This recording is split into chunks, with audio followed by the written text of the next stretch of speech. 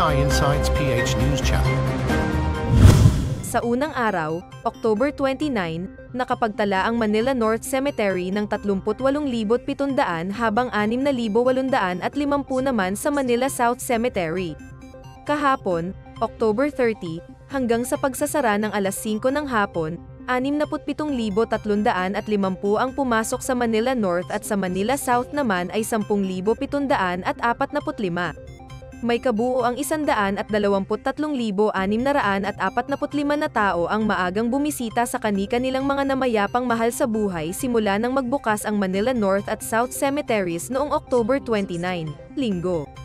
Ang Manila North at South Cemeteries ay bukas araw-araw hanggang November 2, Huwebes, mula alas 5 ng umaga hanggang alas 5 ng hapon.